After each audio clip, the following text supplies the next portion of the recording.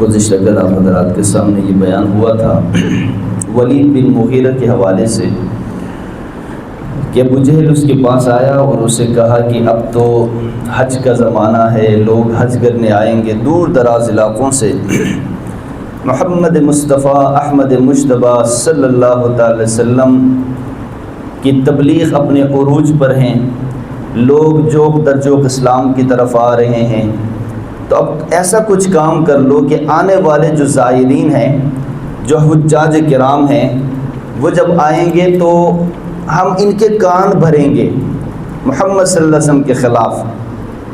تو ایسا کوئی ترتیب بناؤ، کوئی بات بناؤ کہ ہم کس طریقے سے ان کے جو ہے ذہن ان سے دور کریں گے، ان کو ان سے متنفر کریں گے۔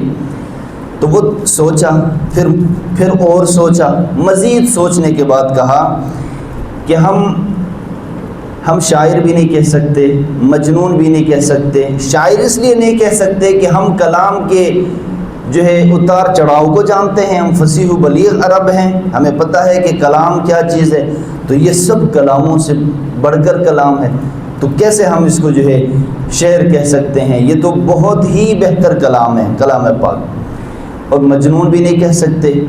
مجنون ہم جانتے ہیں کہ مجنون آدمی جو ہے وہ دیوانہ، وہ طرح طرح کی باتیں کر رہا ہوتا ہے، لیکن محمد الرسول اللہ صلی اللہ علیہ وسلم یہ کون کہتا ہے؟ اللہ تبارک و تعالی دشمن کے منہ سے یہ باتیں نکلوا رہا ہے۔ مخالف تھا نا، دشمن تھا، کافر تھا، اس نے کہا کہ مجنون بھی نہیں کہہ سکتے ہم محمد الرسول اللہ صلی اللہ علیہ وسلم کو۔ دیکھیں مجنون دوسرے لوگ کہتے تھے، لیکن ولید بن مغیرہ اپنی زبان سے اعتراف کر رہا ہے کہ نہیں، مجنون ہم نہیں کہہ سکتے، مجنون تو طرح طرح کی باتیں کر رہا ہوتا ہے۔ حضور صلی اللہ علیہ وسلم کی باتیں جب ہم سنتے ہیں تو اتنی تاثیر ہے، اتنی مٹھاس ہے کہ ہم کیسے مجنون کہہ سکتے ہیں۔ لہٰذا اس نے سوچا، سوچ و بچار کے بعد کہا کہ جادو کہہ سکتے ہیں، ہم جادو کہیں گے کہ جادوگر ہیں، یہ ساحر ہیں، آنے والے جو جاج کرام ہیں، ہم ان کے کان بھریں گے تو اس طرح بھریں گے کہ یہ جادوگر ہیں۔ تو اللہ تبارک و تعالی نے پورے 8 آیتوں کے اندر اس کی مذمت بیان کی تھی، کل آپ حضرات کے سامنے بیان ہوا تھا۔ اللہ فرماتے ہیں کہ پھر اس نے سوچا، پھر اس نے بات بنائی، پھر اس نے نظر دوڑائی، تیوری چڑھائی، منہ موڑا، پھر پیچھے کو مڑا اور غرور دکھایا، واستکبر، اور غرور دکھایا، فقال ان ھذا الا سحر یوسر، اور پھر اس نے کہا کہ یہ ایک روایتی جادو ہے، ہم جادو کہیں گے۔ ان ھذا الا قول البشر، ہم اس کلام کے بارے میں کہیں گے کہ یہ بشر کا کلام ہے، بشر کا قول ہے، بشر کا کلام ہے۔ تو اللہ فرماتے ہیں کہ ان قریب اس شخص کو، کس کو؟ ولید بن مغیرہ کو دوزخ کے اندر ڈال دیا جائے گا، جھونک دیا جائے گا۔ وما ادراک ما سقر، اور تمہیں کیا معلوم کہ دوزخ کیا چیز ہے؟ یہ سقر دوزخ کی ایک مقام میں سے ایک مقام کا نام ہے، سقر۔ لا تبقی ولا تذر، اور جب سقر میں ڈال دیں گے ہم اس کو، دوزخ کے اس مقام کے اندر، اللہ فرماتے ہیں ولید بن مغیرہ کو، تو وہ ایسا مقام ہے کہ نہ وہ کسی چیز کو باقی رکھے گی نہ چھوڑ دے گی۔ لواحۃ للبشر، وہ کھالوں کو جھلس کر رکھ دے گی۔ سقر ایک ایسا مقام ہے۔ علیہ 19، اس پر 19 کارندے ہمارے مقرر ہیں، یعنی فرشتے مقرر ہیں۔ ویسے اللہ تبارک و تعالیٰ کو تعداد بنا کر محدود کر کے فرشتوں کو بنانے کی، یا تعداد محدود کر کے متعین کر کے فرشتوں کو وہاں مقرر کرنے کی ضرورت ہی نہیں ہے، لیکن اللہ تبارک و تعالیٰ نے تعداد بتائی، 19 فرشتے سقر کے اوپر مقرر ہیں۔ وہ جو سقر ہے، جہنم کی ایک گھاٹی ہے، اس کے اوپر 19 فرشتے مقرر ہیں۔ وما جعلنا اصحاب النار الا ملائکہ، جب حضور نے فرمایا یہ آیتیں پڑھ کر کہ سقر میں ڈال دیا جائے گا کس کو؟ ولید بن مغیرہ کو، اور اس پہ 19 فرشتے مقرر ہیں، تو لوگوں نے مذاق اڑانا شروع کر دیا کہ اچھا 19 کی تعداد ہے وہاں پر۔ تو ایک کافر نے کہا اپنے دوسرے کافروں کو، ایک نے کہا کہ 17 کو تو میں سنبھالوں گا، نعوذ باللہ، اور 2 سے تم نمٹ لینا، 17 کو تو میں سنبھالوں گا، یعنی میں ان سے مقابلہ کروں گا قیامت کے دن۔ اگر اس جہنم میں ہمیں ڈال دیا جائے اور 19 فرشتے آ جائیں تو 17 کو تو میں پچھاڑ دوں گا، ایک نے کہا، اور 2 کو تم نمٹ لینا۔ تو اللہ تبارک و تعالی نے جواب میں ارشاد فرمایا یہ کوئی کھیل مذاق نہیں ہے، وہ فرشتے ہیں جن کو تم جو ہے نہیں ان سے نمٹ سکتے اور ان کو پچھاڑ دینا تمہارے بس کا کام نہیں ہے۔ وما جعلنا اصحاب النار الا ملائکہ، ہم نے دوزخ کے یہ کارندے کوئی اور نہیں، اللہ فرما دے فرشتے مقرر کیے ہیں، وہ اللہ کے فرشتے ہیں۔ وما جعلنا عدتهم الا فتنة للذین کفروا، یہ جو اللہ فرماتے ہیں کہ ہم نے جو تعداد بتائی نا 19، یہ کافروں کے لیے آزمائش ہے۔ آزمائش سے مراد کہ اگر ہم کہیں گے 19 فرشتے تو کافر مانتے ہیں یا نہیں مانتے، اگر نہیں مانتے تو ان کے لیے آزمائش ہے، یا پھر ان کو ماننا چاہیے، اس کو تسلیم کرنا چاہیے، یا پھر وہ انکار کر دیں گے، جیسا کہ اس شخص نے انکار کر دیا، اس نے مذاق میں لے لیا اس بات کو کہ 17 کو تو میں پچھاڑ دوں گا، مذاق کر لیا۔ تو اللہ فرماتے ہیں کہ یہ جو تعداد ہم نے گنتی 19 کی تعداد، یہ کافروں کے لیے آزمائش ہے۔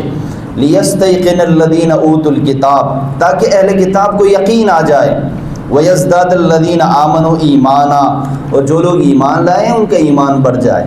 یعنی جب ہمارے سامنے ظاہر بات ہے اس کی تلاوت کی گئی اور 19 تعداد بتائی، ہمارا تو ایمان بن گیا، ہمارا یقین اور مزید پختہ ہو گیا۔ تو ایمان والوں کا ایمان بڑھ جائے اور جو کافر ہیں ان کے لیے آزمائش بن جائے۔ وَلَا يَرْتَابَ الَّذِينَ أُوتُوا الْكِتَابَ وَالْمُؤْمِنُونَ، اور اہل کتاب اور مومن اس میں شک میں نہ پڑ جائے۔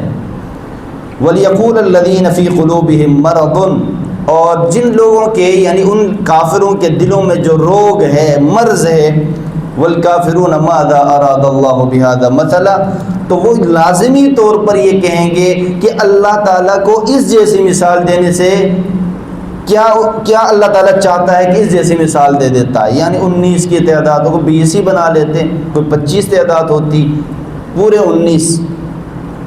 تو اس سے کیا مراد ہے اللہ تبارک و تعالیٰ کی؟ كَذَلِكَ يُضِلُّ اللَّهُ مَن يَشَاءُ، یہ کون کہیں گے؟ یہ کافر لوگ کہیں گے، یہ منافق لوگ کہیں گے، جن کے دلوں میں روگ ہے، وہ اس بات کو، اس مثال کو، اللہ نے جو 19 کی تعداد فرشتوں کی بنائی اور اس کی مثال دی ہے، تو اس کو مذاق میں لے لیں گے، جیسا کہ ان لوگوں نے مذاق میں لے لیا۔ كَذَلِكَ، اسی طرح، يُضِلُّ اللَّهُ، اللہ گمراہ کرتا ہے، مَن يَشَاءُ، جس کو چاہتا ہے، اس جیسی مثالیں دے کر۔ اور بھی قرآن کے اندر بہت ساری مثالیں دی گئی ہیں، جیسے کہ مکڑی کی مثال دی گئی ہے، تو اس پر بھی منافقین نے آواز اٹھائی اور اعتراض کیا تھا کہ اللہ تعالیٰ اپنے کلام میں مکڑی کی مثال دیتا ہے، اتنی حقیر سی چیز ہے، چونٹی کی مثال دے دیتا ہے، اتنی چھوٹی چھوٹی چیزیں ہیں۔ تو اللہ فرماتے ہیں کہ جو ایمان والے ہیں ان مثالوں کے ذریعے ان کا ایمان بڑھ جاتا ہے، اور جو کافر ہیں وہ مزید شک میں پڑ جاتے ہیں، گمراہی میں پڑ جاتے ہیں، اور اللہ تعالیٰ اس جیسی مثالوں سے بعض لوگوں کو گمراہ کر دیتا ہے، وَيَهْدِي مَن يَشَاءُ، اور بعض لوگوں کو اللہ تعالیٰ ان مثالوں کے ذریعے مزید ہدایت دے دیتا ہے۔ وَمَا يَعْلَمُ جُنُودَ رَبِّكَ إِلَّا هُوَ، ہدایت دینے سے مراد، ہدایت دینے کا مطلب یہ ہے کہ چونٹی کی مثال کو مومن حقیر نہیں سمجھتا، اس کو اللہ کی طرف حقارت کی جو ہے نسبت نہیں کرتا کہ اللہ تعالیٰ اتنی چھوٹی سی چیزوں کی مثال دے دیتا ہے، تو اس کے دل میں کوئی روگ نہیں ہے، اس کے دل میں کوئی منافقت نہیں ہے۔ تو اللہ تبارک و تعالیٰ فرماتے ہیں کہ مومنوں کا ایمان مزید بڑھ جاتا ہے۔ وَمَا يَعْلَمُ جُنُودَ رَبِّكَ إِلَّا هُوَ، اور یہ ساری بات تو نوع بشر کے لیے ایک یاد دہانی کرنے والی نصیحت ہے۔ وما ہی الا ذکری للبشر، یہ بشر کے لیے ایک نصیحت ہے۔ یہ جو مثالیں دی گئی ہیں قرآن کے اندر، جتنی بھی مثالیں دی گئی ہیں، چھوٹی چھوٹی مثالیں، یہ انسان کے لیے اور خصوصاً مسلمانوں کے لیے ایک نصیحت ہے۔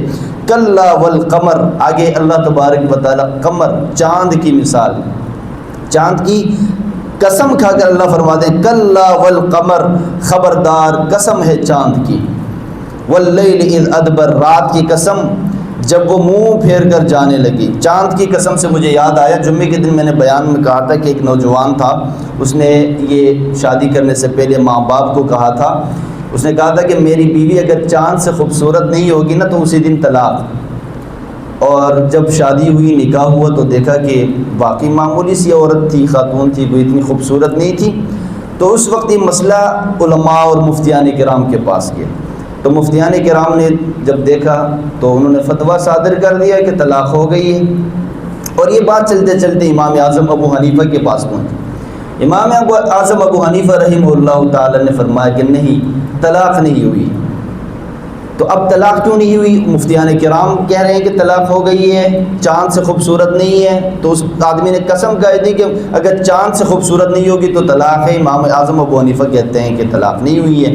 تو امام اعظم ابو حنیفہ رحمۃ اللہ علیہ نے جس آیت سے استدلال کیا نا، دلیل پکڑا، وہ ہے سورۃ التین۔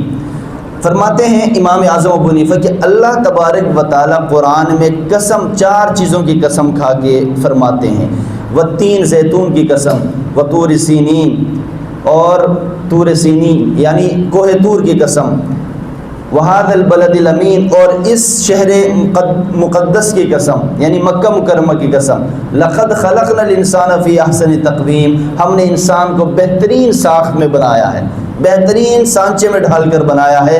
تو امام اعظم ابو حنیفہ رحمہ اللہ نے فرمایا کہ چاند سے زیادہ اس کی بیوی خوبصورت ہے، اس لیے کہ چاند کی قسم اللہ نے کھائی ہے، لیکن چاند کو تمام کائنات کی ہر چیز سے خوبصورت نہیں کہا قرآن میں، کہ چاند کو تمام چیزوں سے خوبصورت نہیں کہا، لیکن انسان کے بارے میں کہا کہ تمام چیزوں سے انسان خوبصورت ہے۔ تو اس کا مطلب یہ ہوا کہ چاند سے بھی زیادہ خوبصورت۔ ایک ساتھی نے سوال کیا کہ اس کا کیا مطلب تھا کہ امام اعظم ابو حنیفہ نے اس کا جو ہے نا اس کا نکاح طلاق جو ہے نہیں ہوئی ہے، اور دوسرے علماء نے کہا کہ طلاق ہو گئی ہے، تو کیا مطلب ہے؟ امام اعظم ابو حنیفہ نے کیوں فرمایا کہ طلاق نہیں ہوئی؟ تو اس کا مطلب یہ ہے، جواب یہ ہے کہ امام اعظم ابو حنیفہ نے اس لیے فرمایا کہ طلاق واقع نہیں ہوئی کیونکہ انسان چاہے وہ گورا ہے، کالا ہے، چٹا ہے، جو بھی ہے، وہ تمام چیز